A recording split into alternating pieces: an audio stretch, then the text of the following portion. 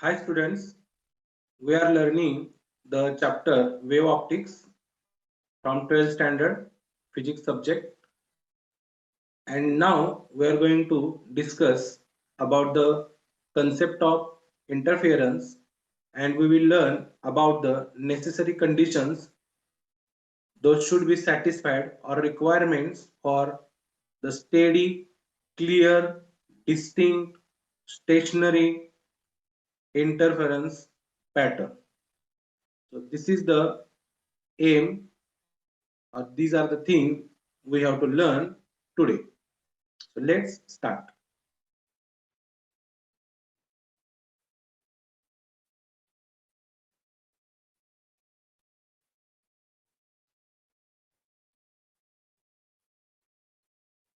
So see, concept of interference.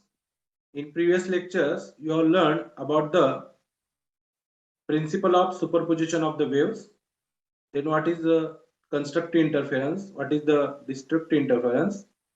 And what are the required conditions of phase difference and path difference for constructive and destructive interference. Now we are going to learn the concept of interference. See, these are the two sources of light emitting light waves. Emitting light waves. Yes. So light travels in the form of waves, and when two light waves from both the sources traveling through the medium incident at some points, we say they are superimposed. So here, see the cursor, two waves superimposed, here also superimposed, these two waves superimposed at this point, at this point, at this point, at this point, and at this point. So this way they arrive simultaneously at same points. Okay, so we can say, so these points where the light waves arrive simultaneously and they are in same phase. हे काही अशी point आहेत की इथे ह्या waves आल्या आणि त्या सेम फेज मध्ये आहेत. आता सेम फेज मध्ये आहेत म्हणजे आपण काय म्हणतो? Yes, crest match with the crest, trough match with the trough. We can say the phase difference is 0. We can say the path difference is 0. Understand? Yes. So what happens there? So at these points, as the phase difference or path difference is 0, sure, crest match with the crest, trough match with the trough. So there is a constructive interference. So we will get the points with maximum intensity of the light, okay, and such points together forms a bright region or a bright band.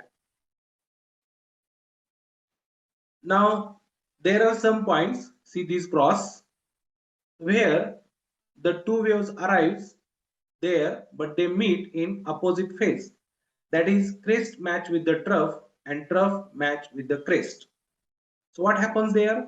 The displacements get cancelled, get subtracted, and so we get the points with minimum intensities, or you can say the intensities 0. So we get dark points there, and together they will form a dark band or dark region. Yes. So here in this figure, these blue dots represent bright points, and that you can say the sky blue color blue dots, bright point, and the very dark blue color cross represent the dark point. So what you observe here is together bright bands as well as dark bands.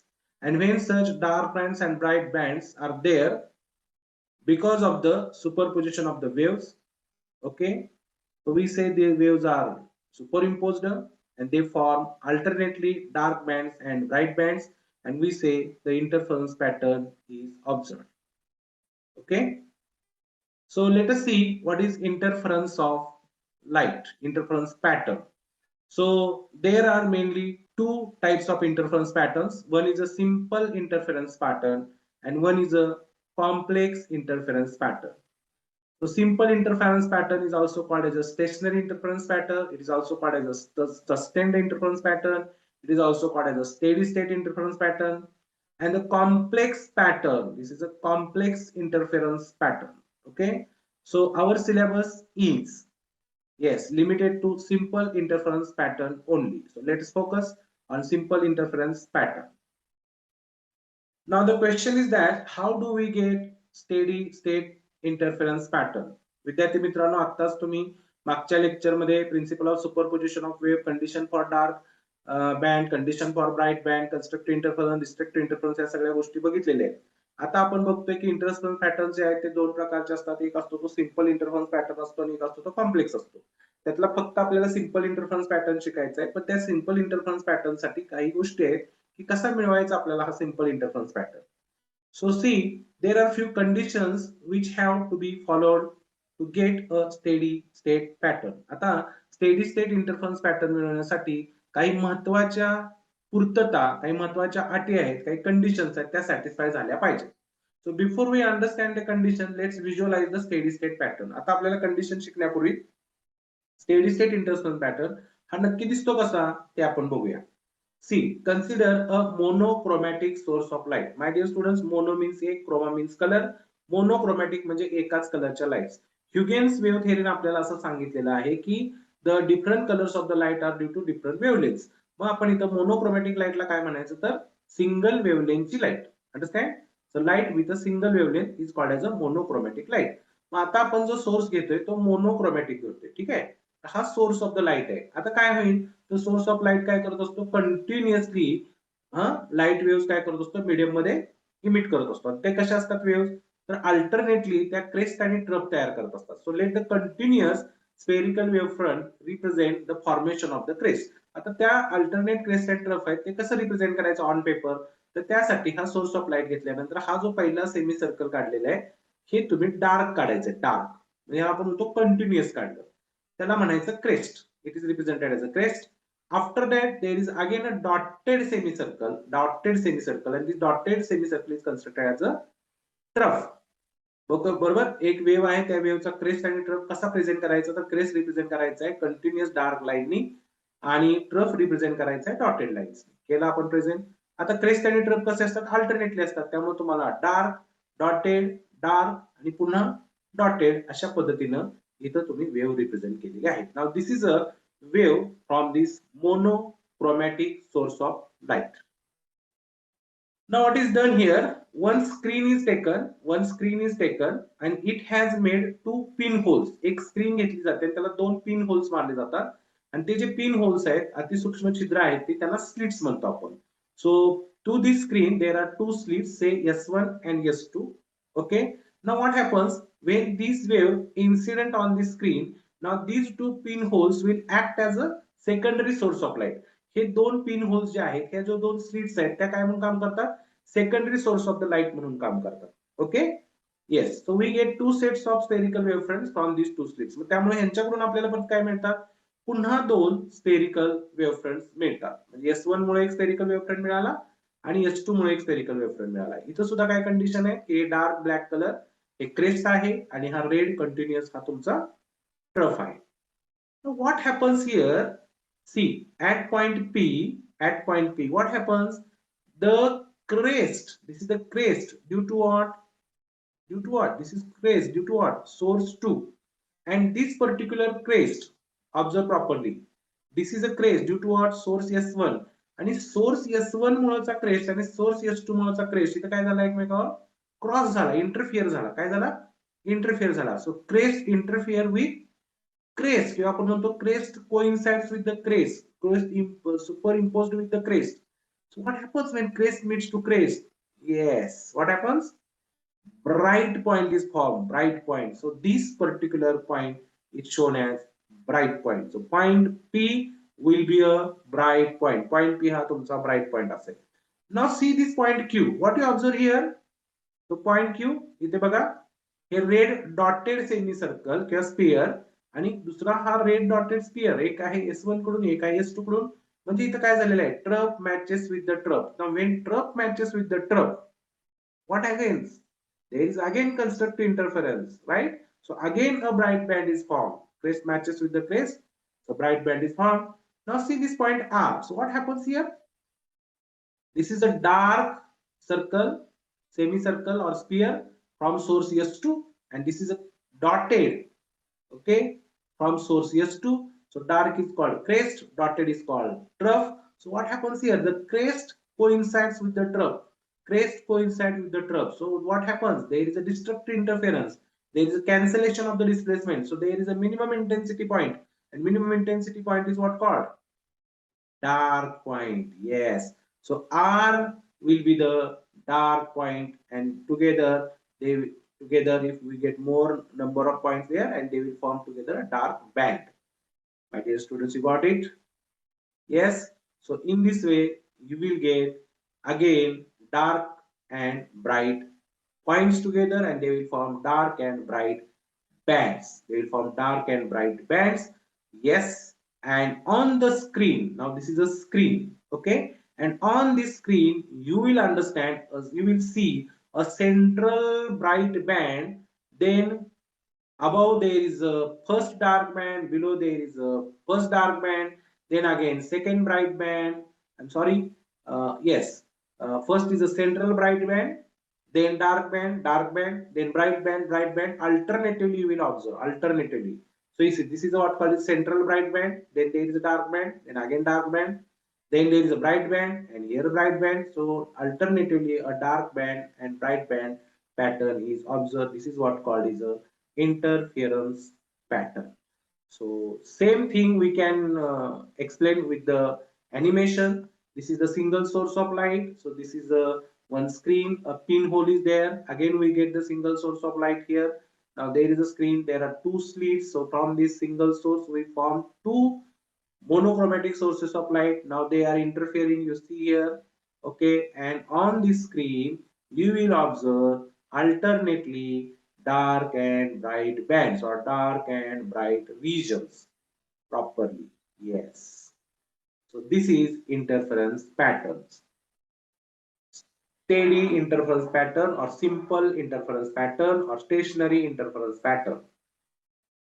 Now my dear students, let us learn what are the different conditions for steady interference pattern. आपण बघितलं की steady interference pattern म्हणजे काय असतो, आपण हे आता शिकलो. आता आपल्याला काय शिकायचंय, तर स्टेडी इंटरफरन्स पॅटर्नच्या कंडिशन्स काय असतात, अशा कोणत्या रिक्वायरमेंट्स आहेत की त्या फुलफिल झाल्या तरच तुम्हाला स्टेडी इंटरफरन्स पॅटर्न ऑब्झर्व करायला मिळेल. The conditions for steady interference pattern, the first condition, the two sources of light must be coherent. Two sources of light must be coherent. Now my dear students, what is coherency? So coherency means equal frequency. आपण बघितलं की दोन source of light आहेत, ते दोघेही काय करणार आहेत, वेव्हज इमिट करणार आहेत, आणि त्याच्या वेव्हज आहेत त्यांचा काहीतरी काय असणार आहे, फ्रिक्वेन्सी असणार आहे. तर त्या दोन्ही वेव्हची फ्रिक्वेन्सी सेम असलीच पाहिजे. So condition for steady interference pattern, the two sources of light must be coherent. दोघांची फ्रिक्वेन्सी सेम असलीच पाहिजे. So again explanation is there, the sources of light which emit waves having same frequency, coherency same frequency, coherency same frequency, coherency same frequency. असं rhythmatically हे तुम्ही पाठच करा, coherency same frequency, coherency same frequency. काय, what is the first condition? The two sources of light must be coherent. म्हणजे काय, the sources of light which emit waves having same frequency, okay, that means not a constant phase difference at all times are known as coherent sources. अशा सोर्सेसना coherent sources म्हणतात. लक्षात ठेवा की आपण बऱ्याचशा condition शिकणार आहे आता. तुम्हाला परीक्षेत प्रश्न विचारला गेला होता एक वेळ की which is the most important condition for clear and distinct interference pattern. मग एवढ्या कंडिशनचे आपण आता 4-5 शिकणार आहे. त्याची मोस्ट इम्पॉर्टंट कुठले आहे, तर मोस्ट इम्पॉर्टंट आहे the two sources must be coherent. Remember it. Such sources are derived from a single original source. आता हा जो सोर्स आहे ना, म्हणजे टू कोहेरंट सोर्स, हे कशापासून मिळवले जातात, तर एकाच सोर्स पासून दोन सोर्सेस बनवले जातात. असं का, कारण in the universe there are no two separate sources of light which may have a same frequency. असे कोणते दोन सोर्सेस लाईट नाही आहेत की त्यांच्यापासून ज्या वेव्हज इमिट होत आहेत त्यांची फ्रिक्वेन्सी सेम असेल. मग काय करायचं, मग एक सोपी आयडिया करायची, एकच सोर्स ऑफ लाईट घ्यायचा, सिंगल सोर्स ऑफ लाईट, आणि त्याच्यापासून दोन सोर्सेस बनवायचे. म्हणजे मगाशी आपण जे शिकलो त्याच्यामध्ये बघा, हा एक सोर्स होता, त्याच्या पुढे एक काय ठेवली आपण, स्क्रीन ठेवली, त्याला हे 2 पिन होल्स मारले म्हणजे स्लिट्स घेतल्या आणि या एका सोर्स पासूनच तर हे 2 सोर्सेस मिळवले. कळते? म्हणजे ही रिक्वायरमेंट कशी फुलफिल झाली बघा. पहिली रिक्वायरमेंट काय होती, पहिली कंडिशन काय होती, for the steady interference pattern the two sources of light must be coherent. आपल्याला काय कळलं, कोहेरंट म्हणजे दोन्ही सोर्सेस ऑफ लाईटची वेव्हची फ्रिक्वेन्सी काय पाहिजे, सेम पाहिजे. दोन सोर्सेसची फ्रिक्वेन्सी सेम असते का, नसते. मग असे 2 सोर्सेसच नसतात, मग काय करायचं, सिंपल आहे, एका सोर्स पासून 2 सोर्स मिळवायचे. मिळवले का, येस. तर अशा पद्धतीने इथे कंडिशन सॅटिस्फाय केलेली आहे. Now the next condition, what is the next condition, the sources of light must be monochromatic. जर 2 लाईट तुम्ही जे यूज करणार आहे त्यांची वेव्हलेंथ सेमच असली पाहिजे, सेमच. त्या दोन्ही लाईट एकाच कलरच्या असल्या पाहिजेत, ही कंडिशन आहे. ओके. मग आता त्यासाठी पण काय केलं, जर समजा 2 वेगळे सोर्सेस घेतले, 2 वेगळे सोर्सेस घेतले, दोघांच्या वेव्हलेंथ वेगळ्या वेगळ्या आहेत, मग काय होऊ शकतं, if those sources emit light waves of more than one wavelength, then at one point there may be constructive interference due to the light of the one wavelength and the destructive interference due to the other wavelength. एका वेगळ्या वेगळ्या वेव्हलेंथच्या 2 lights घेतल्या तर एकाच point मुळे, एकाच light मुळे एका ठिकाणी, एका कलर मुळे एका ठिकाणी तुम्हाला कन्स्ट्रक्टिव्ह इंटरफरन्स होताना दिसेल, तर त्याच ठिकाणी दुसऱ्या वेव्हमुळे तुम्हाला डिस्ट्रक्टिव्ह इंटरफरन्स पॅटर्न तयार होताना दिसेल. आणि मग तुम्हाला काय मिळेल की कम्प्लिटली डार्क किंवा कम्प्लिटली ब्राईट असे पॉइंट्स तुम्हाला मिळणारच नाहीत, किंवा मिळाले तर ते खूप संख्येने जास्त असतील. म्हणजे एका लाईट मुळेचा इंटरफरन्स पॅटर्न एक असेल, त्याचे डार्क ब्राईट बँड्स असतील, दुसऱ्या लाईट मुळेचा पण इंटरफरन्स पॅटर्न असेल, त्याचे पण डार्क अँड ब्राईट बँड्स असतील, आणि तुम्हाला नाही कसं मल्टी कलर तिथे चित्र तयार झालेलं दिसेल. Okay, so hence pattern, hence pattern will be complex and multi-colorful. I am not saying only colorful. Okay, खूप ते 2 कलर्स मॅच झाल्यामुळे, परत दोघांमुळेचे परत alternately dark and bright bands. Okay, तर वेगळंच विचित्र चित्र तयार होईल ते. परंतु तो स्कोप आता आपल्याला नाही, आपल्याला फक्त आणि फक्त मोनोक्रोमॅटिक लाईटच असली पाहिजे. मग मोनोक्रोमॅटिक लाईट कशी मिळवायची, सिंपल आहे ना. मग अशी आपण कोहेरंट लाईट कशी मिळवली, आपण एकाच सोर्स पासून 2 सोर्सेस तयार केले. मग आताही तसंच करायचं, एकाच सोर्स पासून 2 सोर्स तुम्ही घेतलेलेच आहेत, मग त्याचे पण काय असणार, मग लाईट ऑटोमॅटिकली मोनोक्रोमॅटिक तयार होणार ना. म्हणजे एका सोर्स पासून 2 सोर्स बनवण्याची हे जे तुम्ही अक्कल किंवा शक्कल लढवलेली आहे, त्याच्यामध्ये ऑटोमॅटिकली मोनोक्रोमॅटिझम हा पण, म्हणजे two lights must be monochromatic ही पण कंडिशन सॅटिस्फाय झाली, आणि 2 सोर्सेस मस्ट बी कोहेरंट ही पण कंडिशन सॅटिस्फाय झाली. Okay, now let us go for condition for steady interference pattern. The third condition, काय कंडिशन, हा, तर source of light must be monochromatic, ह्याचं अजून डिस्कशन आहे. की समजा आपण नाही मोनोक्रोमॅटिक घेतली, आपण डायक्रोमॅटिक लाईट घेतली, म्हणजे काय घेतली, 2 कलरची लाईट घेतली, मग काय होऊ शकतं, तर मगाशी तेच सांगितलं की आता इथं बघा रेड लाईट आहे, तिची वेव्हलेंथ चेक करा, ही ब्लू लाईट आहे, तिची वेव्हलेंथ चेक करा, तर सहज दिसते की रेड लाईट पेक्षा ब्लू लाईटची वेव्हलेंथ काय आहे, कमी आहे. त्यामुळे काय होणार आहे की रेड लाईट जेवढं डिस्टन्स ट्रॅव्हल करते त्याच्यापेक्षा जास्त डिस्टन्स, जास्त वेव्स कुणी ट्रॅव्हल केले असते, ब्लू लाईटनं ट्रॅव्हल केले असते. तर बघा इथे तुम्हाला रेड लाईटचा पहिला क्रेस्ट दिसतोय, त्यानंतर रेड लाईटचं तुम्हाला काय दिसतं, ट्रफ दिसतोय, राईट. परत हा रेड लाईटचा क्रेस्ट आहे. आता त्याच वेळा ब्लू लाईटचं काय वेव्हलेंथ कमी असल्यामुळं पहिल्यांदा ट्रफ दिसला, परत क्रेस्ट दिसला, परत ट्रफ दिसला, बरोबर की नाही. म्हणजे इथं तुम्हाला काय लक्षात येतंय की रेड लाईटची एक वेव्ह जरी तुम्ही घेतली, क्रेस्ट ट्रफ क्रेस्ट, तेवढ्या त्याच्यापेक्षा कमी डिस्टन्स मध्ये इथं ब्लू लाईटची एक वेव्ह कंप्लीट होऊन आपण पुढे चाललेलो आहे, बरोबर की नाही. म्हणजे ते in phase, out of phase हे कुठेही कॅल्क्युलेशन जोडणार नाही. Understand it, yes. So if dichromatic light is used. Now, my dear students, there is a third condition for steady interference pattern, and that is the two light sources must be equally bright. That is, they must emit the light of equal amplitude and equal intensity. Yes, light हा equally bright, दोन्ही sources of light हे equally bright असलेच पाहिजेत. आपण शिकलेलो आहे की equally bright असणं म्हणजे इक्वल इंटेन्सिटीचे असणं, आणि इंटेन्सिटीचं directly proportional to the square of the amplitude, त्यामुळे ते इक्वल अँप्लिट्यूडचे असणं. लक्षात ठेवा, ही एकच कंडिशन आहे बघा, इक्वली ब्राईट म्हणजेच इक्वल इंटेन्सिटी असणं, म्हणजेच इक्वल अँप्लिट्यूड असणं. ओके, काही विद्यार्थी खूप हुशार असतात, ते 3 कंडिशन बनवतात, इक्वल अँप्लिट्यूड चेक लिहितात, इक्वल इंटेन्सिटी चेक लिहितात, आणि इक्वली ब्राईट एक लिहितात, मग 3 कंडिशन झाल्यासारखं वाटतं. असं नाही, हा पार्ट ऑफ जोक आहे, पण असतात असे पण काही महाभाग. त्यामुळे लक्षात ठेवा की कंडिशन ही जी आहे तिसरी, दे शुड बी इक्वली ब्राईट, याचा अर्थ इक्वल इंटेन्सिटीचे, इक्वल अँप्लिट्यूडचे, एकच कंडिशन आहे. ओके, मग आता ते कसं आपण बघतोय, इक्वली ब्राईट असतील तर काय होईल, जर नसतील तर इक्वल अँप्लिट्यूडचे काय होईल, तर A1 - A2 कधी 0 येईल का, नाहीच येणार. म्हणजे कधी तुम्हाला डार्क पॉईंट मिळेल का? नाही मिळणार. मग काय मिळणार तुम्हाला? लेस डार्क पॉईंट मिळेल ना. तो प्रॉब्लेम होईल. If A1 is equal to 4 घेतला आणि तुम्ही A2 जर तुम्ही समजा वेगळा घेतला, समजा 1 घेतला, आता A1 मायनस A2 चं उत्तर काय? 4 मायनस 1 इज इक्वल टू 3. मग आता आपण काय शिकलो? इंटेन्सिटी ऑफ लाईट काय असते? Directly proportional to square of the amplitude असते ना. म्हणजे डार्क पॉईंट कधी मिळणारच नाही तुम्हाला, लेस डार्क मिळेल ना. येस. आता समजा तुम्ही दोन्ही अँप्लिट्यूड सेमच घेतले, दोन्ही अँप्लिट्यूड सेम घेतले, तर काय होईल इथं? 4 मायनस 4 चं उत्तर काय? 0 येईल. अँप्लिट्यूड किती आला? 0. इंटेन्सिटी किती येणार? प्रोपोर्शनल टू 0 स्क्वेअर म्हणजे प्रोपोर्शनल टू 0 म्हणजे 0च येणार ना. येस. म्हणून आपण म्हणतोय की the two light sources must be equally bright, they must emit the light of equal amplitude and equal intensity. This is the same condition. Now the two light sources must be narrow. दोन light sources हे narrow असले पाहिजेत. Narrow म्हणजे काय हो? तर तुम्ही आता बघितलं की एका सोर्स ऑफ लाईट पासून आपण दोन सोर्स ऑफ लाईट बनवले होते. कसे बनवले होते? आपण एक स्क्रीन घेतली होती, त्या स्क्रीनला दोन पिन होल्स मारले होते ना. येस. आता बघा, इफ द सोर्स आर एक पिन होल मारले होते, राईट. आता जर नॅरो नसेल सोर्स, म्हणजे ते पिन होल जे आहे ते छोटं पिन होल आहे, त्यामुळे तुम्ही नॅरो सोर्स तयार केला. आता तो जर ब्रॉड असता, मोठं छिद्र पाडलं असतं, तर काय झालं असतं? तर if the source are broad, the waves starting from different points on the source travel different distance to reach the same point on the screen. जर सोर्स ब्रॉड केला तर त्याच्यात म्हणजे अशा वेव्स निघतात. तुम्हाला बघितले का एखादा ब्रॉड सोर्स घेतला तर अशा वेव्स स्प्रेड होत येतात, बरोबर की नाही? मग त्या तुम्हाला काय दिसल्या असत्या? स्क्रीनवर पोहोचताना त्या वेगळ्या वेगळ्या वेळेला दिसल्या असत्या, वेगळ्या वेगळ्या टाइमला त्या पोहोचल्या असत्या. म्हणजे तुम्हाला जो clear and distinct interference pattern मिळणार आहे, त्याची जी कोहेरन्सीची कंडिशन आहे ती पण तुमची काय होणार नाहीये, सॅटिस्फाय नाही होणार आहे ना. Yes. So these wave will interfere with one another. आणि ह्या इतक्या वेव्ह एका ब्रॉड सोर्स मधून, म्हणजे एक ब्रॉड सोर्स काय काम म्हणून काम करतो? एन नंबर ऑफ सोर्सेस म्हणून काम करतो. मग असे तुमचे दोन ब्रॉड सोर्स असतील, तर ह्याच्यामधले एन नंबर ऑफ सोर्सेस, खालच्यातले एन नंबर ऑफ सोर्सेस, ते दोघं परत काय करतील? इंटरफेअर होतील ना. म्हणजे किती तुम्हाला एक इंटरफेअर पॅटर्न, तुम्हाला एक इंटरफरन्स पॅटर्न बघायचा आहे, तुम्हाला मल्टिपल इंटरफरन्स पॅटर्न दिसतील आणि ते एकमेकांमध्ये परत काय झालेले असतील?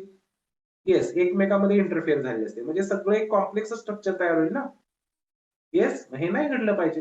Therefore the two light sources must B narrow. The two light sources must B narrow. मग आपण त्यासाठी काय केलं? आता बघा, इथं तुम्हाला एक ब्रॉड सोर्स दिलाय आणि ह्या ब्रॉड सोर्स मध्ये तुम्हाला इथं परत काय तयार झालं? हा आपण म्हणतो की एक सोर्स आहे, पण त्याच्यात तुम्हाला परत तीन सोर्स दिसत आहेत. त्याच्यामुळे परत इथं इंटरफरन्स, ह्यांच्यातलाच एक इंटरफरन्स पॅटर्न तयार झाला. परत इकडे हे तुम्हाला परत दुसरा सोर्स दिसतोय, त्याच्यात एवढे परत पॉइंट दिसत आहेत. म्हणजे त्यांच्यात इंटरफरन्स पॅटर्न होणार. म्हणजे पुढे जाऊन काय होणार? इंटरफरन्स पॅटर्न परत इंटरफिअर होणार. आलं का लक्षात? आणि मग त्यामुळे हे स्ट्रक्चर सगळं कॉम्प्लेक्स होणार. म्हणजे तो स्टेडी इंटरफरन्स पॅटर्न मिळणारच नाही. आपण काय शिकलोय की इंटरफरन्स पॅटर्न दोन प्रकारचे असतात, एक सिंपल असतो आणि एक कॉम्प्लेक्स असतो. आपण इथं जर टू लाईट सोर्सेस नॅरो नाही घेतले तर ऑटोमॅटिकली तुम्हाला कॉम्प्लेक्स इंटरफरन्स पॅटर्न मिळेल, स्टेडी इंटरफरन्स पॅटर्न मिळणारच नाहीये. Okay. Now the condition, the two source should be close to each other. दोन सोर्स जे आहेत लाईटचे ते एकमेकाच्या जवळ असले पाहिजे. They should be close to each other. Yes, they must be close to each other, my dear friends. कारण जर हे close to each other असतील तरच तुम्हाला clear and distinct interference pattern हा छोट्याशा डिस्टन्स मध्ये व्यवस्थित बघता येईल. जर ते एकमेकांपासून लांब गेले तर त्यांना इंटरफेअर व्हायला पण डिस्टन्स जास्त लागेल आणि वाईडली स्प्रेड इंटरफरन्स पॅटर्न आपल्याला व्यवस्थित ऑब्झर्व करता येत नाही. कारण पुढे जाऊन तुम्हाला काय करायचंय, तर फ्रिंज किंवा बँड विड्थ नावाची कन्सेप्ट शिकायची. ते बँड मोजण्यासाठी त्याचे बँड्स आहेत, त्याचे फ्रिंजेस आहेत, ते काय झाले पाहिजे? छोट्या छोट्या व्यवस्थित तयार झाल्या पाहिजेत. त्या होणारच नाहीत, तुम्ही काउंटच नाही करू शकणार त्यांना. Understand? So if the source are sufficiently close to each other, then the interfering fringes, yes, interference fringes are widely spaced and can be seen clearly. जर दोन सोर्सेस जवळ आले तर इंटरफरन्स फ्रिंजेस व्यवस्थित स्पेस होतील, आपल्याला व्यवस्थित बघता येतील आणि ते त्यांचे जे आपल्याला विड्थ मोजायचे बँड विड्थ ते आपल्याला व्यवस्थित मोजता येईल. अंडरस्टँड? आणि जर ते क्लोज नसतील तर काय होईल? मग ते क्लोज नाही आहेत, क्लोज नाही आहेत तर इंटरफिअर व्हायलाच किती वेळ लागेल बघा. आता इथं तुमच्या लक्षात येते की इथं दाखवताना हे दोन सोर्सेस काय दाखवले? एकमेकाच्या जवळ दाखवले आणि हे दोन सोर्सेस एकमेकापासून लांब दाखवले. इथं बघा लगेच इंटरफरन्स पॅटर्न तयार झाला, लगेच आपण मेजरमेंट घेऊ शकतो. इथं मात्र इंटरफरन्स व्हायलाच खूप वेळ लागेल, याच्यात खूप डिस्टन्स पण हे होईल, म्हणजे स्पेशियस गोष्टी होतील, काही मोजता पण येणार नाही. Understand my dear students? Now next, yes, now next condition, the two sources should be at a sufficiently large distance from the screen. तो जो सोर्स ऑफ लाईट आहे तो स्क्रीन पासून बऱ्यापैकी लार्ज डिस्टन्स असला पाहिजे अप्रॉक्सिमेटली आपल्याला आपण जे एक्सपेरिमेंट करतो त्याच्यामध्ये ते डिस्टन्स 1 मीटर असं आपण घेतो. Is it clear? So if the screen is quite far, आता हे खूप लांब असेल तर काय होईल? From the source then the fringe width should be appreciable and widely spaced fringes are obtained. जेवढं तुमचं तो 1 मीटर वगैरे असा अंतरावर जेव्हा तुमचं जे स्क्रीन असेल तेव्हा त्या स्क्रीनवरचा जो इंटरव्हल पॅटर्न असेल तो तुम्हाला व्यवस्थित ऑब्झर्व करता येईल. त्याच्या बँडविड्थ तुम्हाला व्यवस्थित काय करता येतील? मोजता येतील. अंडरस्टँड? आपल्याला मेजरमेंट करायचं बँडविड्थचं. म्हणून sources of the light should be yes away from the screen. This is the sixth condition of the interference pattern. म्हणजे आता इथं बघा की इंटरफरन्स पॅटर्न मध्ये तुम्हाला हे दोन सोर्सेस जे आहेत आता हे कसे आहेत बघा, हे मोनोक्रोमॅटिक आहेत का? हो. हे कोहेरंट आहेत का? हो. का? कारण ते एका सोर्स पासून मिळाले. मग हे दोघं नॅरो पाहिजेत, नॅरो हो आहेत, ते एकमेकांपेक्षा क्लोज पाहिजेत, आहेत का? आहे. आता एकाच सोर्स पासून दोघं मिळवले त्यामुळे हे इक्वली ब्राईट असतील की नाही? असणारच ना. म्हणजे बघा एका लाईट पासून दोन मिळवल्यामुळं ते मोनोक्रोमॅटिक पण आहेत, कोहेरंट पण आहेत आणि इक्वली ब्राईट पण आहेत. आता राहिले होते दोन कंडिशन, त्या कोणत्या होत्या? दे शुड बी नॅरो, हे नॅरो आहे, आणि they should be close to each other, close आहेत. नंतर लास्ट कंडिशन काय होती? स्क्रीन काय पाहिजे? बऱ्यापैकी इथून फार अवे पाहिजे. ती आहे का? आहे. ठीक आहे ना? Yes. So this is the distance between the source and the screen. Now, seventh condition, the two interfering waves must be in the same state of polarization. दोन interfering waves जे आहेत त्या सेम स्टेट ऑफ पोलरायझेशन मध्ये असल्या पाहिजे. आपण नुकतंच polarisation of light chapter शिकलोय, त्यामध्ये तुम्ही बघितलं असेल की polarisation of the magnetic wave आणि polarisation of the electric wave असा तो प्रकार असतो, आहे की नाही? मग ते पोलरायझेशन आहे ते सेमच झालं पाहिजे. दोन्ही वेव्हचं इलेक्ट्रिकल वेव्हच पोलराइज झाली असली पाहिजे. ती इलेक्ट्रिक वेव्ह ती सिंगल आली पाहिजे, बरोबर आहे ना? ती मोनोक्रोमॅटिक असली पाहिजे तर ती इंटरफिअर होईल ना. म्हणजे जे सुरुवातीला आपण लेक्चर मध्ये जे दाखवलेले वेव्हज आहेत ते एक एकच वेव्ह दाखवलेत ना, बरोबर आहे की नाही? त्या नॉन पोलराइज लाईट घेऊन तर चालणार नाही, बरोबर? येस.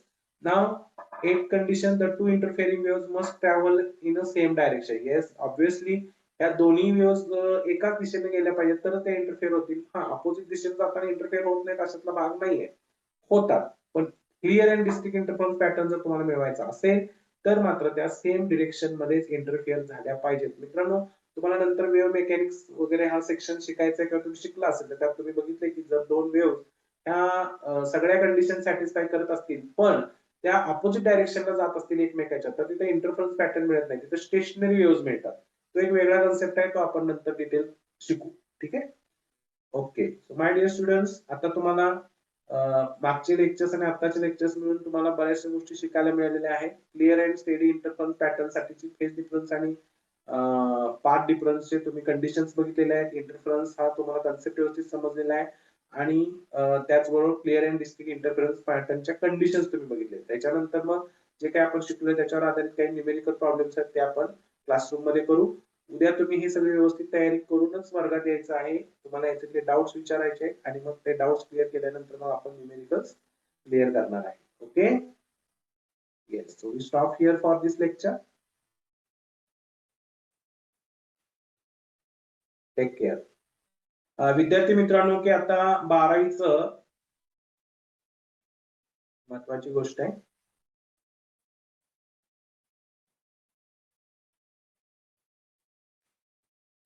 विद्यार्थी मित्रांनो, आता नुकतंच 12वीचं टाइम टेबल काय झालं शेअर झालेलं आहे आणि आजपासून जर तुम्ही बघाल तर सरासरी 15 डिसेंबर पर्यंत जर बघाल तर तुमच्याकडे साधारणपणे 100 पेक्षा कमी दिवसच आहेत.